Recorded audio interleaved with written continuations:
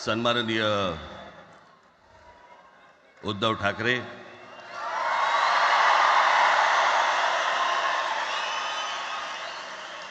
आणि माझ्या जमलेल्या सर्व तमाम मराठी बांधवांनो, भगिनींनो आणि मातांनो,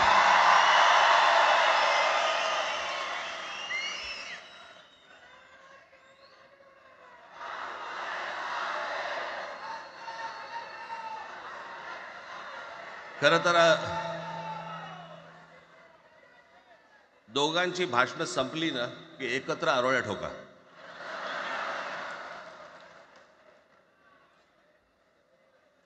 खरं तर आज मोर्चा निघायला पाहिजे होता.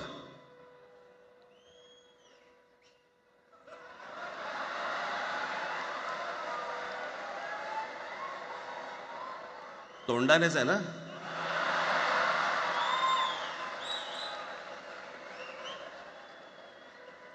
बस बस.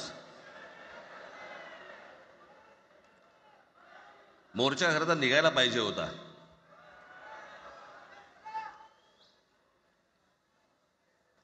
मराठी माणूस कसा सर्व बाजूने एकवटतो याचं एक चित्र मोठ्या प्रमाणावरती उभं राहिलं असतं.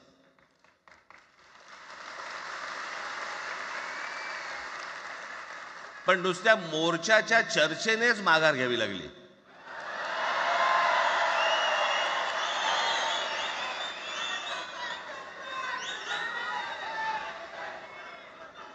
खरं तर आजचाही मेळावा हा खरं तर शिवतीर्थावरती मैदानात व्हायला पाहिजे होता.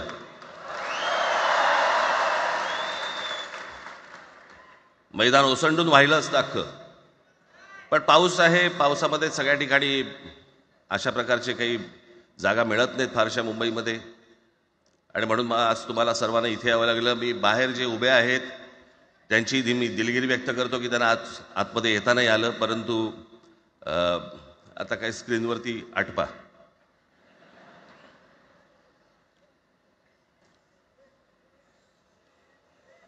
मी माझ्या मुलाखतीमध्ये एक म्हटलं होतं की ज्याच्यातनं या सगळ्या गोष्टी खरं तर सुरू झाल्या, आणि मी असं म्हटलं होतं की कोणत्याही वादापेक्षा आणि कुठच्याही भांडणापेक्षा महाराष्ट्र मोठा आहे.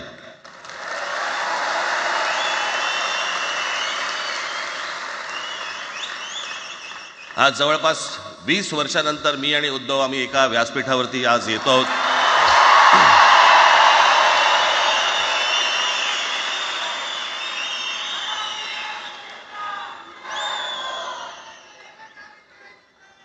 जे माननीय बाळासाहेबांना जमलं नाही, जे अनेकांना जमलं नाही आम्हाला दोघांना एकत्र आणायचं, ते देवेंद्र फडणवीसला जमलं.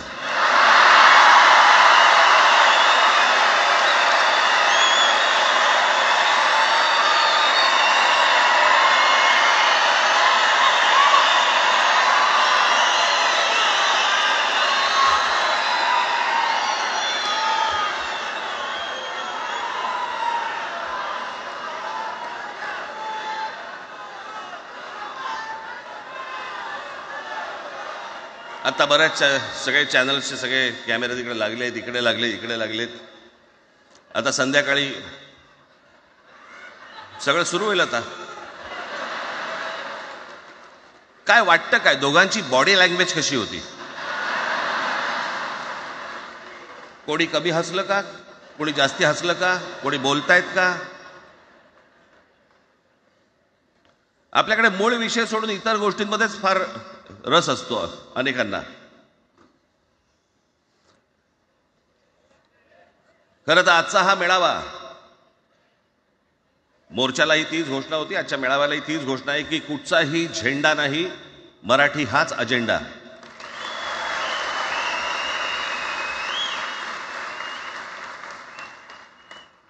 माझ्या मराठीकडे, माझ्या महाराष्ट्राकडे वेडावाकड्या नजरेने पाहायचं नाही कोणी.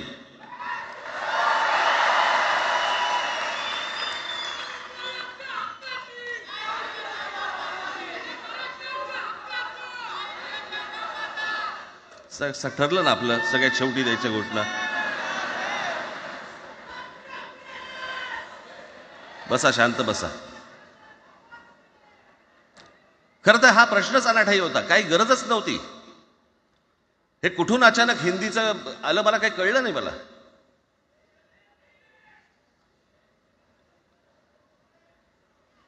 आणि हिंदी कशासाठी? हिंदी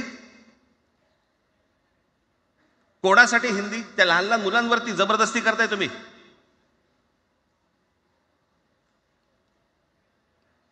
कोणाला विचारायचं नाही, शिक्षण तज्ज्ञांना काही विचारायचं नाही, कोणाला काही विचारायचं नाही. बस आमची सत्ता आहे, आमच्याकडे बहुमत आहे, आम्ही लादणार. तुमच्या हातात सत्ता असेल ती विधान भवनात,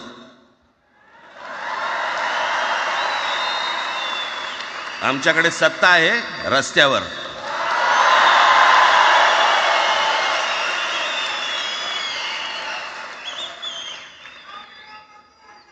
एक पत्र लिहिलं, 2 पत्र लिहिली,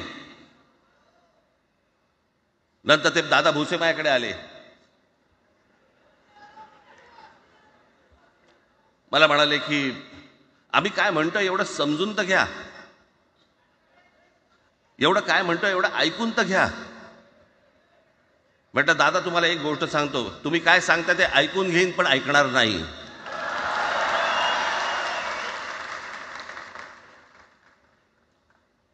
मराठीच्या विषयामध्ये त्याच्यात तुम्ही तिसरी भाषा लादताय. त्रिभाषा सूत्र, कुठलं त्रिभाषा सूत्र आणलं?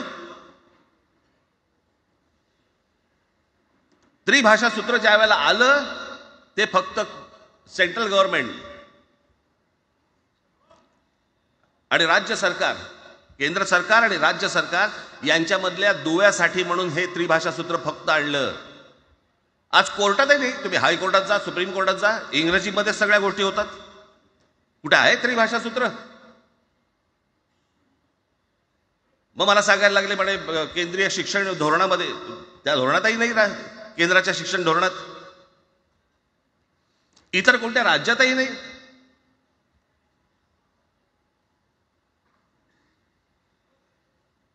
महाराष्ट्रात प्रयोग करून पाहिला तरी दक्षिणेची राज्य तर हिंग लावून विचारत नाही त्यांना. पण महाराष्ट्र ज्या वेळेला पेटून उठतो त्यावेळेला काय घडतं आणि काय होतं हे आज राज्यकर्त्यांना समजलं असेल. त्याशिवाय का माघार घेतली?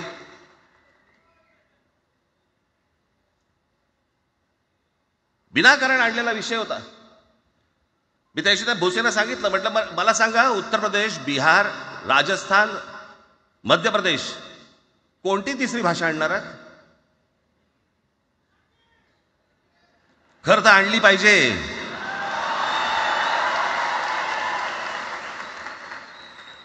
गंमत बघा, हिंदी भाषिक राज्य आहेत ती आर्थिकदृष्ट्या मागास, आणि हिंदी न बोलणारी जी राज्य आहेत ती आर्थिकदृष्ट्या प्रगत, आणि वर आम्ही हिंदी शिकायचं. यांना हिंदीतून राज्य नाही सांभाळता आली, यांना राज्यांचा विकास नाही करता आला. जे हिंदी बोलत नाहीत त्या राज्यांमध्ये, हिंदी बोलत असलेल्या राज्यांमधनं नोकरी धंद्यासाठी लोक इकडे येत आहेत आणि हे म्हणतात हिंदी शिका. कोणासाठी शिकायचं? 5वी नंतर काय हिंदी चित्रपट सृष्टीमध्ये जाणार आहेत पोरगा? कोणासाठी शिकायचं? हिंदी भाषेबद्दल मला वाईट नाही वाटत, भाषा कोणतीही श्रेष्ठच असते, उत्तमच असते. मग ती मराठी असेल, गुजराती असेल, तामिळ असेल, पंजाबी असेल, बंगाली असेल, हिंदी असेल, अजून कुठचीही असेल. एक भाषा उभी करायला खूप प्रचंड तपश्चर्या लागते, खूप लोकांची मेहनत असते. एक लिपी उभी करायला खूप प्रचंड ताकद लागते.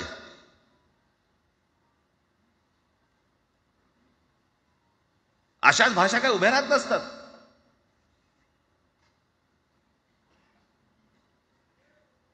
आणि या भाषेचं नवीन कुठून आणलं? त्याशी ते अमित शहा म्हणाले ज्याला इंग्रजी येतं त्याला पुढे म्हणे लाज वाटेल, म्हणे मला इंग्रजी येतं. अरे तुम्हाला नाही येत?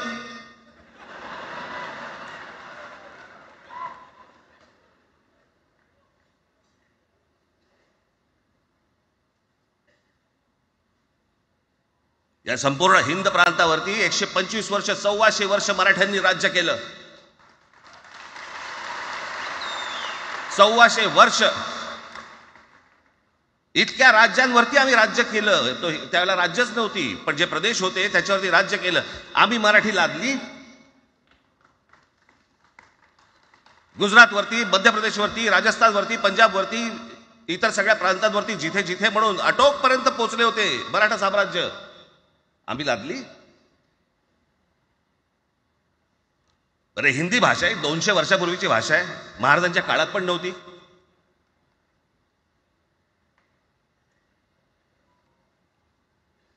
कशासाठी आणि कोणासाठी आणि काय करायचे नेमकं?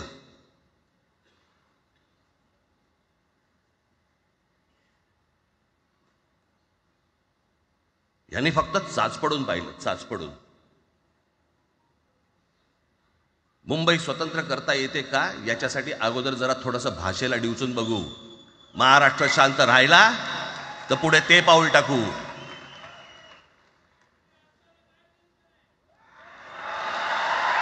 कोणाची माय व्हॅली आहे त्यांनी महाराष्ट्राला हात घालून दाखवावं, मुंबईला हात घालून दाखवावं.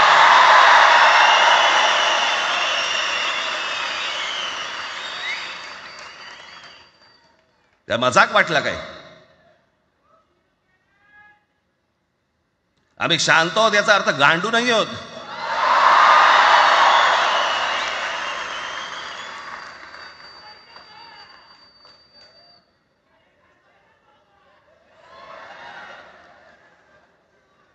काही अंगावरती लादायचा प्रयत्न करता आणि मग आता माघार घेतली ना, मग माघार घेतली त्याचं काय करायचं? मग वेगळ्या ठिकाणी वळवा सगळं प्रकरण. वेगळ्या ठिकाणी म्हणजे कुठे? ठाकरेंची मुलं इंग्रजी मीडियम मध्ये शिकली, बरं, मग पुढे? म्हणजे दादा भुसे मराठी मीडियम मध्ये शिकून शिक्षण मंत्री झाले, देवेंद्र फडणवीस इंग्रजी मीडियम मध्ये शिकून मुख्यमंत्री झाले. कुठे काय शिकले याचा काय संबंध?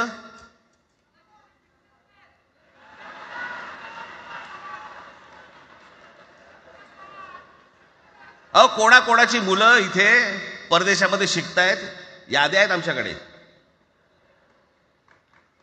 त्याचं काय करणार आहात तुम्ही? आणि त्याच्यातल्या त्याच्यात मंत्रिमंडळातल्या एक एक मंत्र्याचं हिंदी आहे का? फेफरं येईल, फेफरं.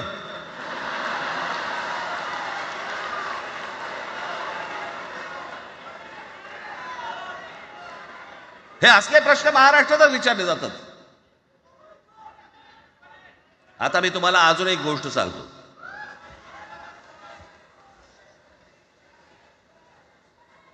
आम्ही मराठी मीडियम मध्ये शिकलो, हो शिकलो.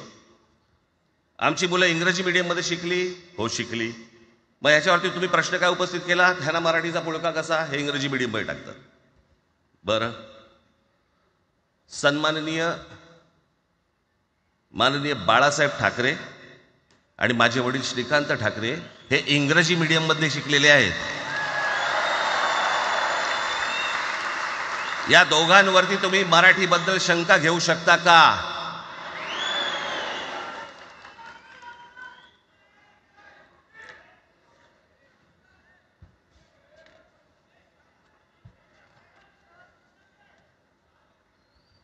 लालकृष्ण अडवाणी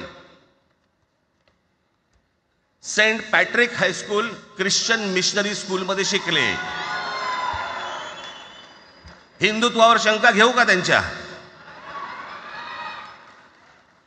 कॉन्व्हेंट स्कूल मध्ये शिकलेले आहेत अडवाणी. दक्षिण भारतामध्ये बघा, तामिळच्या प्रश्नावरती, तेलुगूच्या प्रश्नावरती कडवटपणे समोर येऊन उभे राहतात. कोण विचारते ना तुमची मुलं कुठे शिकली आणि तुम्ही कुठे शिकलात?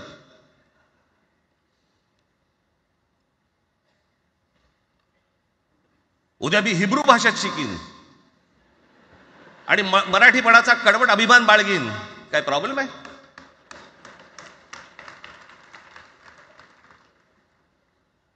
मी आता तुमच्याकडे दक्षिणेतले इंग्रजीमध्ये, मी अगदी थोडक्यात यादी आणली आहे. दक्षिण भारतातील इंग्रजी माध्यमात शिकलेले नेते आणि अभिनेते: जयललिता दोवेंतो English medium school, Stalin English medium school लायला, Kanimozhi presentation convent school, Udhayanidhi म्हणजे करुणानिधींचा नातू डॉन बॉस्को, चंद्रबाबू नायडू वडील इंग्लिश टीचर होते, शिक्षण इंग्रजी माध्यमात झालं. पवन कल्याण आंध्र उपमुख्यमंत्री, शिक्षण सेंट ॲन. नारा लोकेश NTRचा नातू, चंद्रबाबूंचा मुलगा, Stanford school. Kamal Haasan Santhome high school. अभिनेता विक्रम मॉटफोर्ड स्कूल. अभिनेता Suriya English medium. AR Rahman आधी पद्मशेषाद्री बालभवन आणि नंतर मद्रास कृष्णनी हायस्कूल. परवा दिवशीचा एक प्रसंग सांगतो. एका व्यासपीठावरती तामिळनाडूमध्ये AR रहमान व्यासपीठावरती उभे होते, काहीतरी कार्यक्रम होता, त्या बाई तामिळमध्ये बोलत होत्या. अचानक ती बाई हिंदीत बोलायला लागली. त्याच्यावरती रहमानने तिच्याकडे असं बघितलं, बोलला हिंदी, आणि व्यासपीठावरनं खाली उतरला.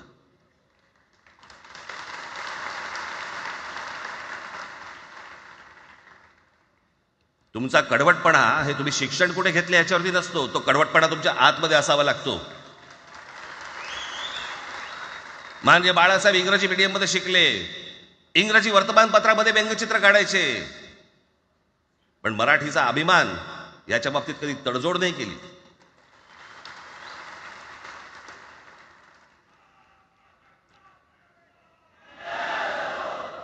म्हणे एक भाषा म्हणे सगळ्यांनाच बांधून ठेवते. कुठची एक भाषा? आजपर्यंत काय वाकडं झालं? म्हणजे आपल्या संरक्षण खात्यामध्ये घ्या, आपल्या संरक्षण खात्यामध्ये जेवढी रेजिमेंट्स आहेत, मी फक्त तुम्हाला नावं वाचून दाखवतो. मद्रास रेजिमेंट आहे, राजपुताना रायफल्स आहे, राजपूत रेजिमेंट आहे, डोगरा रेजिमेंट आहे, सीख रेजिमेंट आहे, जाट रेजिमेंट आहे, पॅराशूट रेजिमेंट आहे, पंजाब रेजिमेंट आहे, ग्रेनेडियर्स आहेत, सीख लाईट इन्फंट्री आहे, मराठा लाईट इन्फंट्री आहे, गढवाल रायफल्स आहे, कुमाऊ रेजिमेंट आहे, आसाम रेजिमेंट आहे, बिहार रेजिमेंट आहे, महार रेजिमेंट आहे, जम्मू काश्मीर रायफल्स आहे, जम्मू आणि काश्मीर लाईट इन्फंट्री आहे, नागा रेजिमेंट आहे, गोरखा रायफल्स आहे, गोरखा रायफल्स आहे, त्याच्यानंतर तुमचं लडाख स्काउट्स आहे, अरुणाचल स्काउट्स आहे, सिक्कीम स्काउट्स आहे. इतक्या राज्यांच्या आज आपल्या संरक्षण खात्यामध्ये लोक आहेत आणि इतक्या रेजिमेंट्स आहेत. शत्रू दिसला की एकत्र तुटून पडतात ना. भाषेचा प्रश्न येतो कुठे?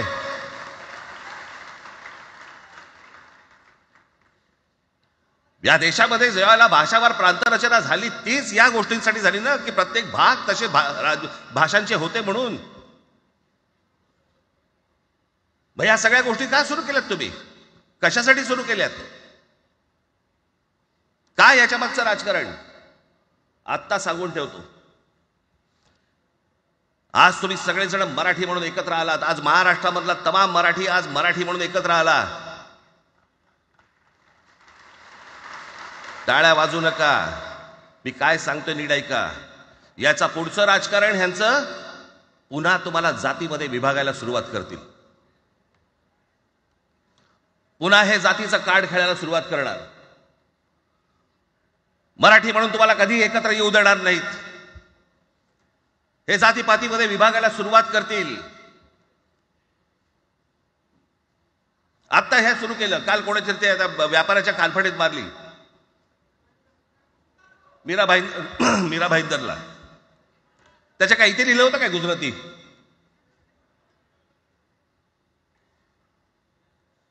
पण एवढंही आपल्याकडे काही जे चॅनलमध्ये, मराठी नाहीत इतर चॅनलमध्ये, हिंदी आणि याच्यात गुजराती माणसाला मारला. कुठच्या गुजराती माणसाला मारला?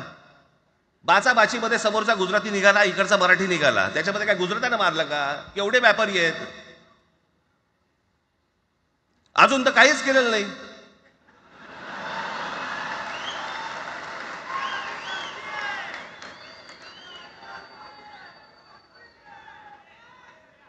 अर्थात त्यांना मराठी आली पाहिजे याच्याबद्दल वाद नाही. विनाकारण उठसूट काय मारामारी करायची गरज नाही आणि मारायची गरज नाही. पण जर जास्ती नाटकं केली तर कानाखाली आवाज काढलाच पाहिजे तुम्ही. पण चूक त्यांची असली पाहिजे.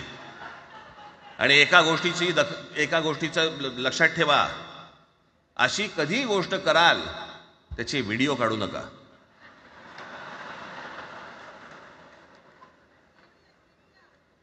आपल्यामध्येच त्यांना कळलं पाहिजे. कळलं का?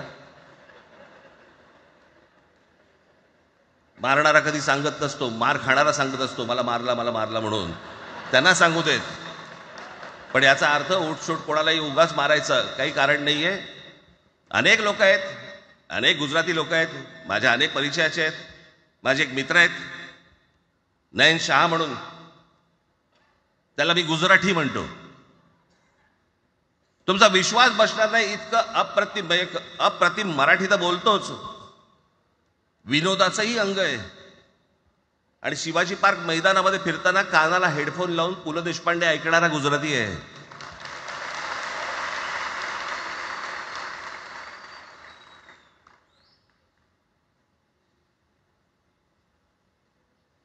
मी मगाशी तुम्हाला सांगितलं की हे मराठीचं बाळकडू, आमच्यासाठी ते बाळकडूच होतं.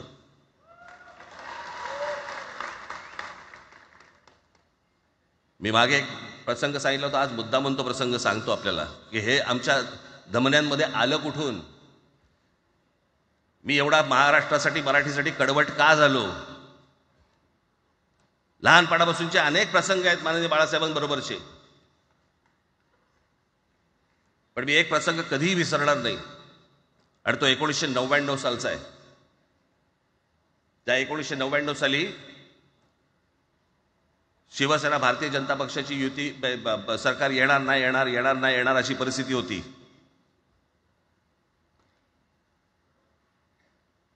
पवार साहेब त्यावेळेला त्यांनी राष्ट्रवादी काँग्रेस पक्ष स्थापन केला होता. वेगवेगळे लढले होते. आणि मग सगळ्या त्या वादामध्ये, शिवसेना भारतीय जनता पक्षाच्या त्या वादामध्ये काहीच होईना. दिवसामागून दिवस चाललेत, परंतु काही होईना. एके दिवशी मी मातोश्रीला खाली बसलो होतो, दुपारची वेळ होती. अचानक 2 गाड्या लागल्या. साधारणपणे 3:30-4 वगैरे वाजले असते. ते जरा वेळेला नाव विसरतो मी, पुण्याचं कोणतो जावडेकर, प्रकाश जावडेकर आणि काही मंडळी आली. मला म्हणाले, राज बाळासाहेबांना अर्जंट भेटायचंय. म्हटलं आत्ता ते भेटणार नाही. म्हटलं ती त्यांची झोपायची वेळ आहे. नाही म्हणे अर्जंट आहे. म्हटलं नाही भेटणार. म्हटलं मी तुम्हाला सांगतो. म्हटलं काय विषय काय. म्हटलं मी बोलायचं काम करतो. म्हटलं काय विषय काय. आणि त्यांना सांगा मुख्यमंत्री पदाचा विषय झालेला आहे. म्हटलं अच्छा, अरे वा. म्हटलं काय झालं. सुरेशदादा जैन यांना दोन्ही बाजूने आम्ही ठरवलंय की त्यांना मुख्यमंत्री करायचं. एवढं फक्त बाळासाहेबांना सांगायचं. ठीक आहे. मी वर गेलो. रूममध्ये काळोख, शांतता. आम्ही अरे तुरेमध्ये बोलायचो म्हणून मी हाक मारली. म्हटलं हे काका. गाढ झोपले होते. म्हटलं काका उठ. ए काका उठ. बघितलं माझ्याकडे. काय रे. म्हटलं नाही, ती सगळे खाली जावडेकर वगैरे सगळी मंडळी आली आहेत. म्हटलं बरं मग. नाही ते म्हणतात ते मुख्यमंत्री पदाचा विषय झालाय म्हणून. म्हटलं पण ते मला काय झालं. ते म्हणाले सुरेशदादा जैन यांना मुख्यमंत्री पदासाठी दोन्ही जणांनी सांगितलं की करायचं म्हणून. असं माझ्याकडे बघितलं त्यांनी. त्यांना जाऊन सांग महाराष्ट्राचा मुख्यमंत्री मराठीच होईल, दुसरा कोणी होणार नाही.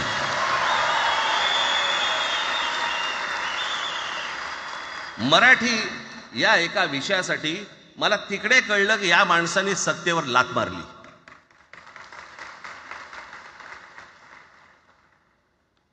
हे संस्कार ज्या पोरावरती झाले असतील तो मराठीसाठी तडजोड करेल काय. बाकी सगळ्या युत्या आघाड्या सगळ्या कुठच्याही गोष्टी होत राहतील.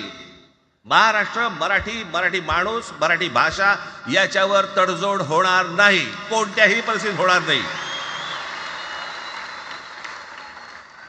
याच्या पुढे देखील तुम्ही सर्वांनी सावध असणं पण गरजेचं आहे आणि सतर्क असणं पण तेवढंच गरजेचं आहे. पुढे पुढे काय काय गोष्टी घडतील, काय काय गोष्टी होतील कल्पना नाही. परंतु मला असं वाटतं की ही मराठीसाठीची एकजूट ही कायम राहावी आणि महाराष्ट्रामध्ये सन्माननीय माननीय बाळासाहेबांचं जे स्वप्न होतं ते पुन्हा साकारावं अशी एक आशा अपेक्षा आणि इच्छा व्यक्त करतो आणि आपणा सर्वांची मी रजा घेतो. धन्यवाद. जय हिंद, जय महाराष्ट्र. धन्यवाद राजसाहेब. मला सांगा, आपल्या सगळ्यांपेक्षा आज जास्त आनंदी कोण झालं असतं? आपल्या सगळ्यांपेक्षा आज जास्त आनंदी कोण झालं असतं? ज्यांनी मराठी माणसाला उभं केलं ते हिंदू हृदय सम्राट माननीय बाळासाहेब. आज त्यांची पुढची पिढी इथे मंचावर एकत्र येऊन मराठीचा गजर पुन्हा एकदा करते आहे. आणि त्या आजोबांचे 2 लाडके नातू आज आपल्या समोर मराठीचा झेंडा पुढे नेण्यासाठी सज्ज झालेले दिसत आहेत. अमित ठाकरे इकडे उपस्थित आहेत, आदित्य ठाकरे उपस्थित आहेत. मी त्यांचंही स्वागत करतो. या वास्तूला NSCI डोम असं म्हणतात, पण इथे आज देश पाहतोय मराठी भाषेवर होणाऱ्या अन्यायाविरुद्ध पेटलेला मराठी जनमानसाचा आगडोंब. या सर्व मराठी प्रेमींना आता उत्सुकता आहे माननीय शिवसेना पक्षप्रमुख श्री उद्धव बाळासाहेब ठाकरे हे काय बोलतील. मी त्यांना विनंती करतो की त्यांनी आपलं मनोगत व्यक्त करावं.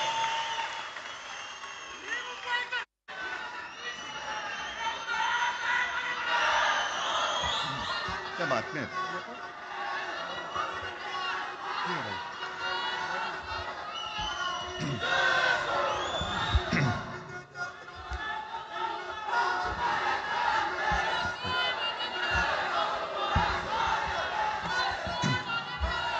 बऱ्याच वर्षांनंतर राज आणि माझी भेट व्यासपीठावरती झाली. आता पंचायत अशी आहे की त्यांनी मला सन्माननीय उद्धव ठाकरे असं बोललेलं आहे.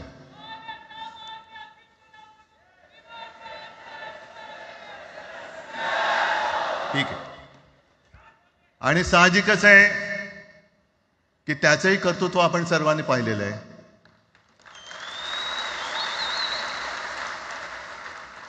म्हणून माझ्या भाषणाची सुरुवात करताना सन्माननीय राज ठाकरे आणि जमलेल्या माझ्या तमाम मराठी हिंदू बांधवांनो, भगिनींनो आणि मातांनो,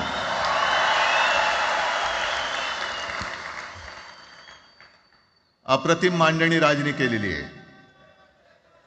माझ्या भाषणाची काय आवश्यकता आहे असं मला वाटत नाही, कारण आजच्या कार्यक्रमाची घोषणा झाल्यानंतर साहजिकच आहे सगळ्यांचं लक्ष हे आज भाषणाकडे आहे. पण वैयक्तिक मला असं वाटतं की आज आमच्या भाषणांपेक्षा आमचं एकत्र दिसणं हे महत्त्वाचं आहे.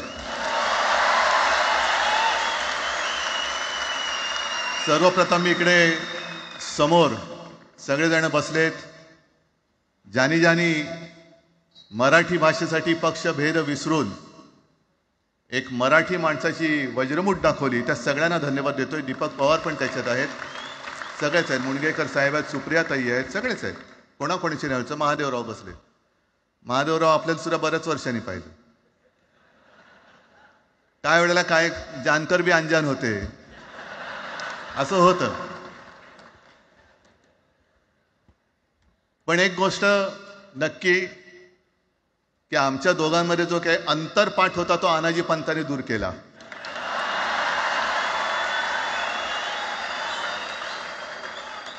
आता अक्षता टाकण्याची काय तुमच्याकडनं अपेक्षा नाहीये. एकत्र आलोय एकत्र राहण्यासाठी.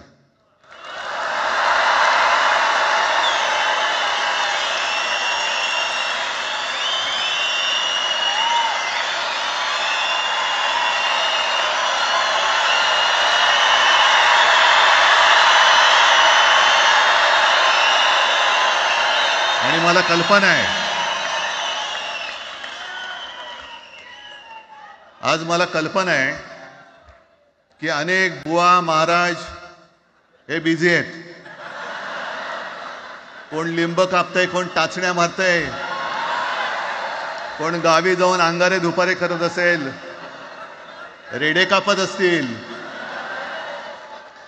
त्या सगळ्यांना सांगतो, या सगळ्या भोंदूपणा विरुद्ध माझ्या आजोबांनी लढा दिला होता आणि त्यांचे आम्ही वारसदार म्हणून तुमच्या समोर उभे ठाकलेलो आहोत.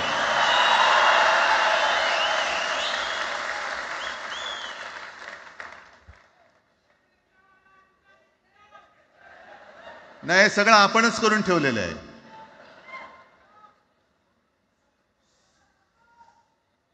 भाषेवरनं जेव्हा एखादा विषय निघतो तेव्हा तो केवळ वरवरचा धरून चालणार नाही. मधल्या काळामध्ये अगदी दोघांनी, म्हणजे मी काय, राजनिक आणि आपण सगळ्यांनी या नतद्रष्टांचा अनुभव घेतलेला आहे. वापरायचं आणि फेकून द्यायचं. आता आम्ही दोघं मिळून तुम्हाला फेकून देणार आहोत. आजपर्यंत वापर करून घेतलात. अरे डोक्यावरती जर का शिवसेना प्रमुख नसते तर तुम्हाला ओळखत कोण होतं या महाराष्ट्रामध्ये? कोणत्या भाषेत बोलत होतात? अगदी राज, तू सगळ्यांची शाळा काढली, मला एका प्रश्नाचं उत्तर पाहिजे, मोदींची शाळा कोणती?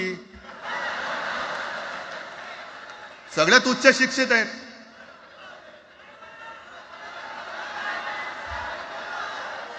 पण हे जे काय यांची, मध्यंतर मी बोललो ना, भाजप ही अफवांची फॅक्टरी आहे. मधल्या काळात त्यांनी सुरू केलं होतं, उद्धव ठाकरेने हिंदुत्व सोडलं. हिंदुत्व ही कोणत्याही भाषेची मक्तेदारी नाही. आम्ही अस्सल मराठी बोलणारे तुमच्याही पेक्षा जास्त कडवट कट्टर देशाभिमानी हिंदू आहोत. तुम्ही काय आम्हाला हिंदुत्व शिकवताय? अरे 92-93 साली जेव्हा जे काय घडलं, देशद्रोही मातले होते, तेव्हा मुंबईतल्या अमराठी लोकांना सुद्धा हिंदू म्हणून माझ्या शिवसैनिकांनी, शिवसेना प्रमुखांच्या शिवसैनिकांनी व मराठी माणसांनी वाचवलेलं आहे. आणि देवेंद्र फडणवीस आज जे बोललेत, बातमी आले सगळीकडे, मी इकडे बातम्या आणल्यात. भाषेच्या नावाखाली गुंडगिरी सहन केली जाणार नाही. जर महाराष्ट्रामध्ये मराठी माणूस न्याय मागण्यासाठी आंदोलन करत असेल आणि त्याला जर का तुम्ही गुंड म्हणत असाल तर आम्ही गुंड आहोत. आम्ही गुंड. न्याय मागणं म्हणजे गुंडगिरी नाहीये. आणि जर का गुंडगिरी केल्याशिवाय तुमच्या दरबारी न्याय मिळत नसेल तर आम्ही गुंडगिरी करूच.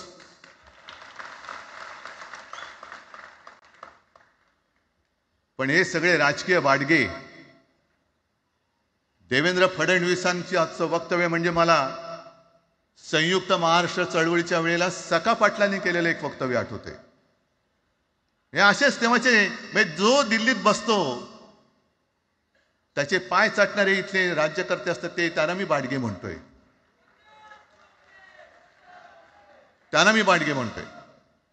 कारण संयुक्त महाराष्ट्र चळवळीमध्ये मुंबई आपल्याला आपण मिळवली. आपण म्हणजे आपण मराठी माणसांनी.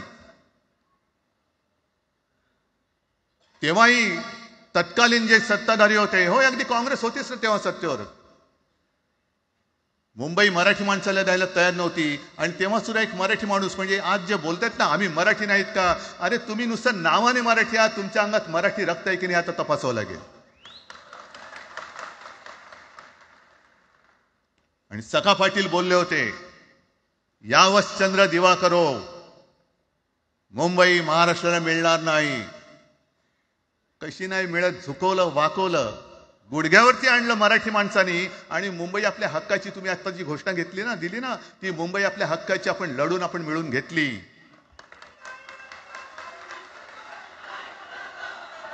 कशासाठी हा सगळा तुम्ही घोळ घालतात?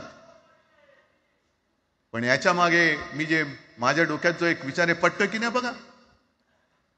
हे यांचं सध्या जे काय चालू आहे, म्हणजे आधी आपल्याला सुद्धा वाटलं होतं.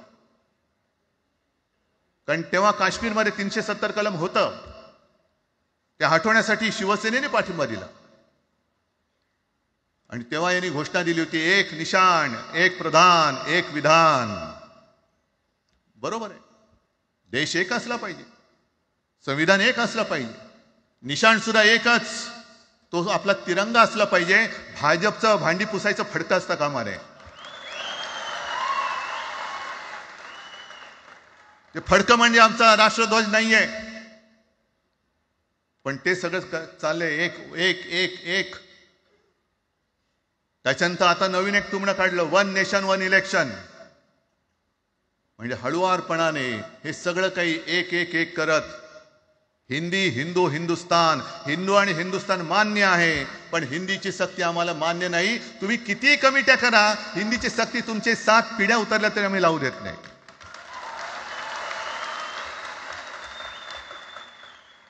मग एक फेक नरेटिव्ह पसरवायचं. हे उद्धव ठाकरेच्याच काळातलं. अरे उद्धव ठाकरे एवढं काम करत होता, मग पाडलात कशाला गद्दारी करून? तान्या बोंबललात तेव्हा. पण मी अभिमानाने सांगेन, माझ्या मंत्रिमंडळातले सहकारी इकडे बसले, जितेंद्र आव्हाड आहेत, आणखीन कोणी असतील. मी मुख्यमंत्री असताना महाराष्ट्रामध्ये मी मराठीची सक्ती केली होती आणि केलीच, ज्याचा मला अभिमान आहे. काय केलं त्याचं तुम्ही? मराठी भाषा महाराष्ट्रामध्ये सक्तीची करावी लागली. का करावी लागली? कोण आहेत आमच्या मराठीचे दुश्मन? कोण आहेत? पण महाराष्ट्रामध्ये मराठीची सक्ती केल्यानंतर सुद्धा काही लोक कोर्टामध्ये गेले. ती गुंडगिरी नाही होत. पण आता कोणतरी एक तो भेडी असतं त्याचं नाव,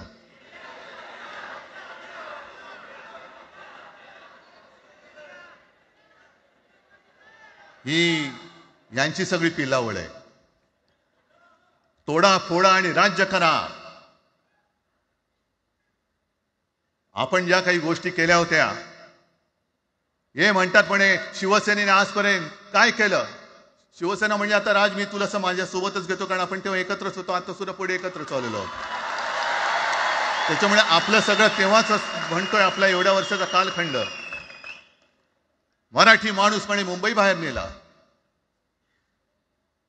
मराठी माणूस आम्ही मुंबई बाहेर नेला असं जर का तुम्हाला वाटत असेल, तर 14 सालानंतर तुम्ही मुंबई आणि महाराष्ट्राचे जे काही लचके तोडलेत, मुंबईतून सगळे उद्योगधंदे, महाराष्ट्रातून उद्योगधंदे सगळे पळवले. आर्थिक केंद्र गेलं, हिरे व्यापार गेला, मोठमोठी ऑफिसेस गेली. आपल्याकडे येणारे उद्योगधंदे जे आपल्या काळात येत होते ते कुठे गेले? मग काय तेवढाच हिंदुस्थान किंवा तेवढाच सगळे हिंदू आहेत? तेवढेच हिंदू आहेत. आम्ही सगळं करत होतो, केलं होतं. पण तुम्ही पहिल्या प्रथम आमच्यात गद्दारी करवलीत आणि तुम्ही आमचं सरकार पाडलं. ह्याचं कारण तुमचे जे मालक तिकडे बसलेले 2 व्यापारी, त्यांचे बूट चाटण्यासाठी तुम्ही हे सगळं करतात.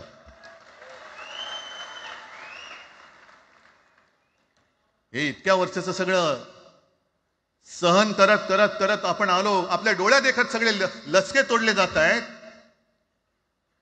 आपल्या दोघांनाही भांडवलं जात आहे आणि नतद्रष्टा आपल्या डोक्यावरती बसतायत.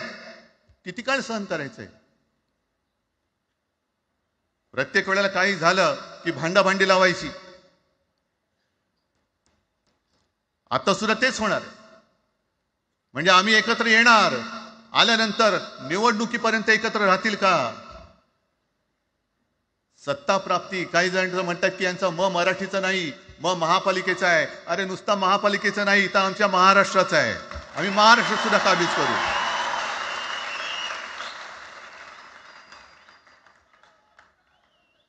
आज तर निवडणुका नाहीयेत.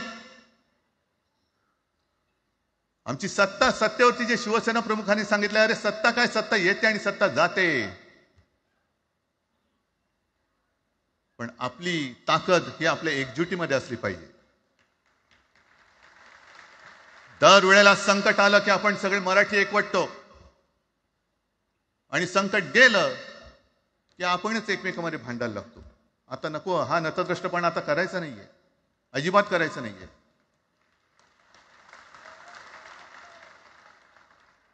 कारण गेल्या विधानसभेत त्यांनी जे काही केलं, बटेंगे तो कटेंगे.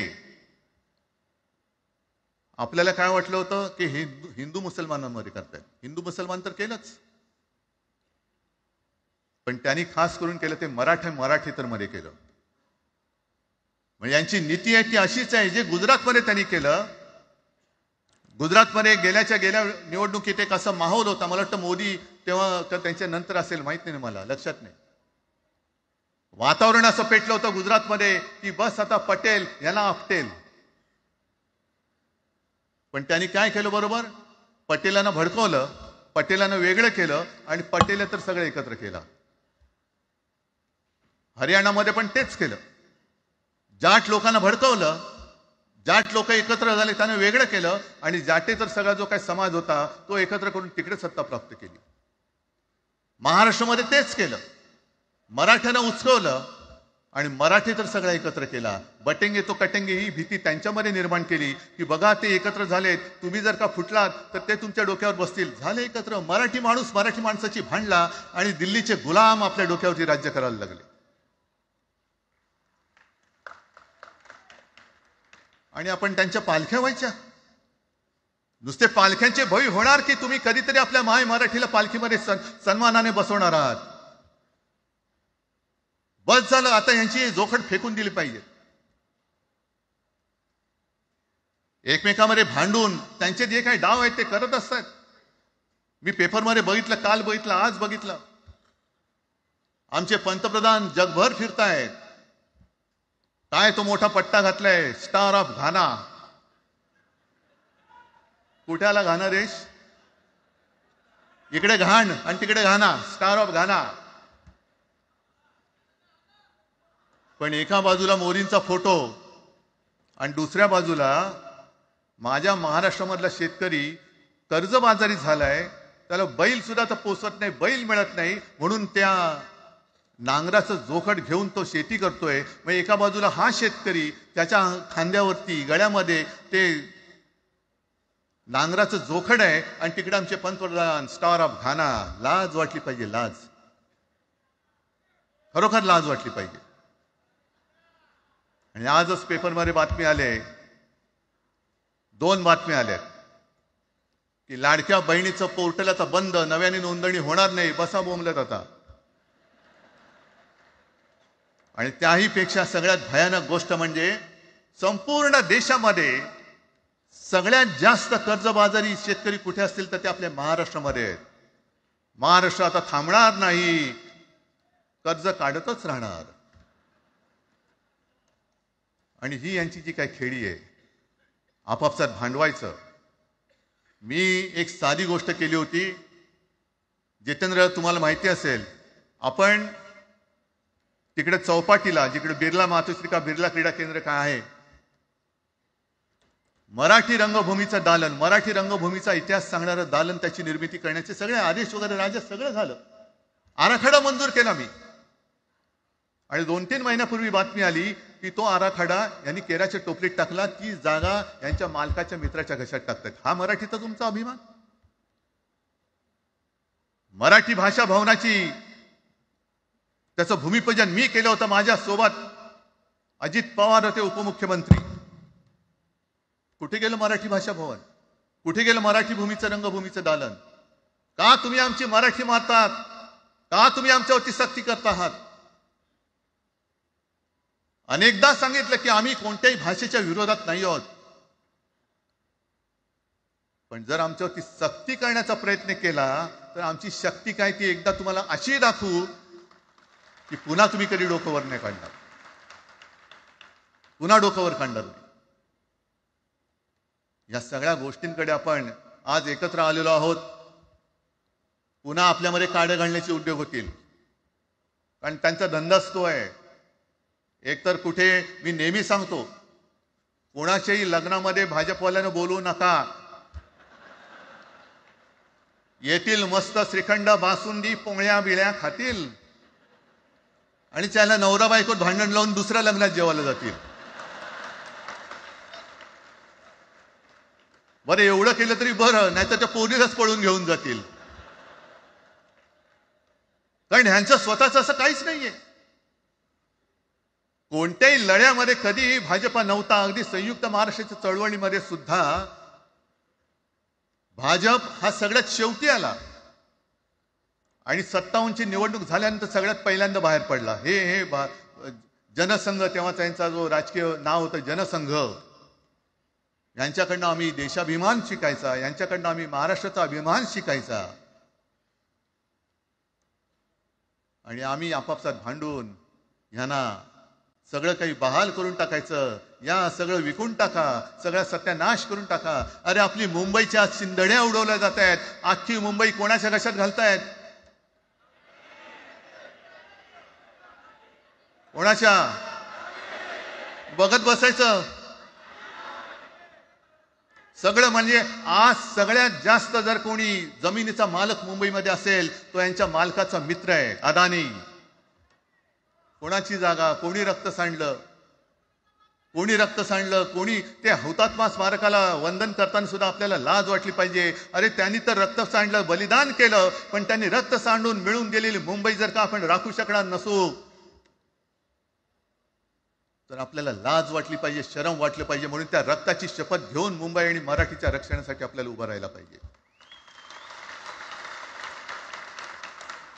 ठीक आहे, असतील, होते मत, पटली होती, पटले नसतील, पण याच्या पुढे मराठी आणि महाराष्ट्र धर्माचं रक्षण करणं. आमचा हनुमान चालीसाला विरोध नाहीये, पण मारुती स्तोत्र आम्हाला का विसरायला लावताय? मारुती स्तोत्र आहे ना, भीमरूपी महारुद्रा. आमचा जय श्रीरामला विरोध नाहीये, पण भेटल्या म्हटल्यानंतर राम राम हे म्हणणारे आम्हीच मराठी. हे तुम्ही आता जय श्रीरामची घोषणा द्यायला लागलात, पण जय जय रघुवीर समर्थ सांगणारे समर्थ रामदास त्यावेळेला आमचे होऊन गेले. त्यांनी आम्हाला पहिल्यांदा रामाची भक्ती शिकवली.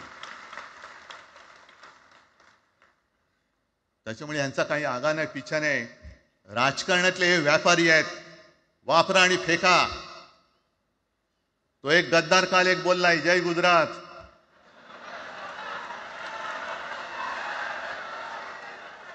किती लाचारी करायची? म्हणजे तो पुष्पा पिक्चर पाहिलात तुम्ही सगळ्यांनी, दाढीवरनं हात फिरवून, झुकेगा नाही साला.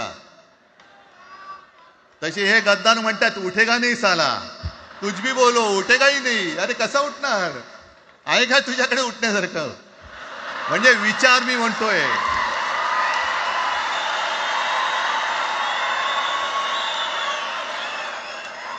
अरे विचार वगैरे मी म्हणतोय.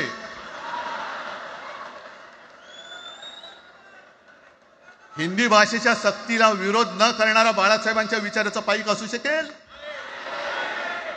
आपला मालक आला म्हणून त्याच्यासमोर जय गुजरात म्हणणारा आपल्या बाळासाहेबांच्या विचाराचा पाईक असू शकेल? मग आता जे मला वाटतं कुठल्या एबीपीचं होतं ना, उघडा डोळे बघा नीट. डोळे उघडलेत, पण आता जर का डोळे उघडले नाही तर पुन्हा कधी उघडण्याची वेळ येणार नाही, कायमचे मिटून जातील. आत्ताच डोळे उघडा, आत्ताच जागे व्हा. आणि आत्ता आलेली जाग जर का जाणार असेल तर मग मात्र स्वतःला मराठी आईची मुलं म्हणू नका, अजिबात म्हणू नका. आणि शिवसेना प्रमुखांनी जे काही शिकवलं, एक तर कोणावर अन्याय करू नका, पण तुमच्या अंगावर जर का कोणी हात उगारला तो हात जागेवरती ठेवू नका.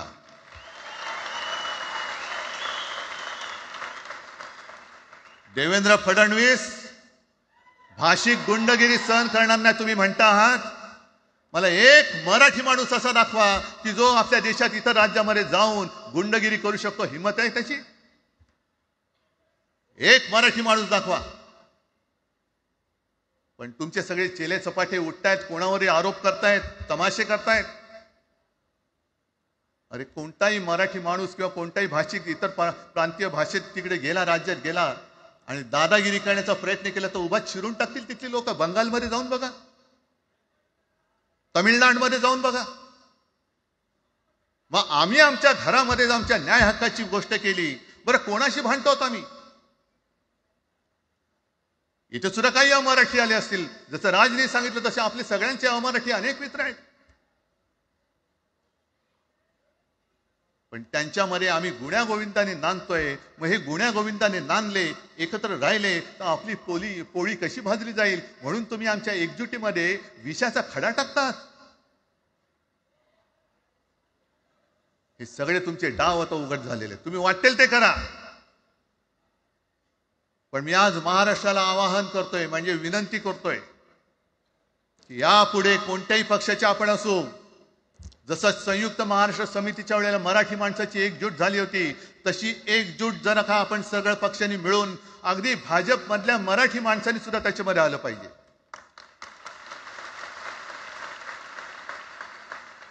का नाही यायचं? ज्या राज्यामध्ये राहता, ज्या मातीमध्ये तुम्ही जन्माला आलात, ज्या आईच्या पोटी जन्म घेतलात,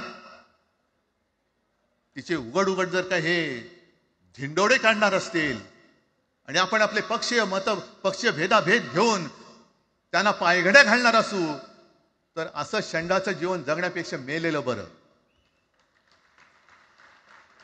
महाराष्ट्र हा शूरांचा आहे, वीरांचा आहे, दगडांचा आहे, पण यांच्यासारखं धोंड्यांचा नाहीये. ही आपण आता एक शपथ घेतली पाहिजे. घेताय तुम्ही? घेतलेत की एकजूट केवळ आमचा कार्यक्रम. मी राजला परवा फोन केला, अरे जसं काय आपल्या पिक्चरचा प्रीमियर होता असं सगळेजण विचारतात आज कसं येऊ. हा प्रीमियर असेल, पण आजपासून सुरुवात झालेली आहे. आजपासून सुरुवात झालेली आहे. एक तर आम्ही कोणाशी दादागिरी करणार नाही, पण कोणी दादागिरी केली तर आम्ही ती सहनही करणार नाही. शिवसेना प्रमुखांनी तेव्हा जे सांगितलं होतं तेच परत एकदा सांगतोय. मराठा मराठेतर, ब्राह्मण ब्राह्मणेतर, 96 कोळी 92 कोळी, स्पृश्य अस्पृश्य, घाटी कोकणी, हे सर्व भेदाभेद गाडून मराठी माणसाची भक्कम एकजूट बांधा.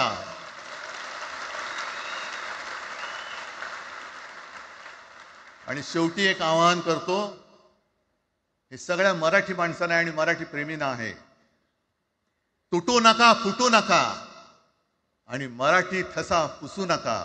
जय हिंद, जय महाराष्ट्र.